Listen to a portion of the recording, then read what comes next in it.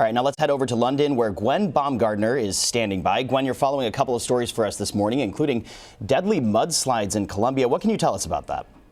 Hey, good morning, Tom. We begin this morning with actually a bit of good news, something rescue crews in Colombia are calling a miracle. After deadly mudslides swept through the country's northeast region, volunteers and rescue teams urgently searched for any survivors.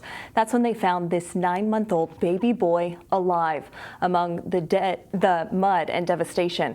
The baby, along with 2 other people, were rescued from the rural area and taken to a nearby hospital.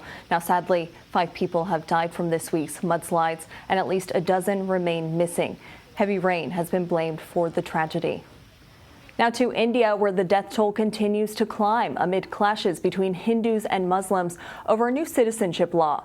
This week, New Delhi has seen its worst violence in decades, with at least 34 people killed in those clashes. The controversial law excludes Muslims from amnesty for migrants who entered illegally from some neighboring Muslim-majority countries. Its introduction has led to mass demonstrations, with protesters saying it discriminates against Muslim immigrants.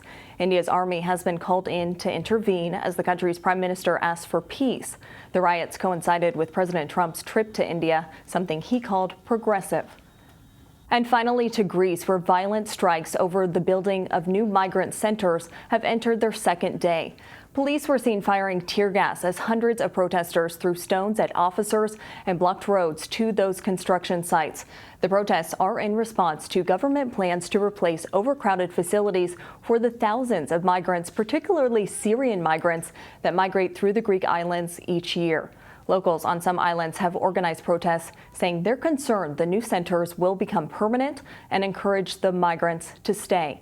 Now, overnight, at least 52 riot police officers and 10 protesters were injured. In one instance, people broke into hotel rooms where officers were staying and began to beat them up. Tom.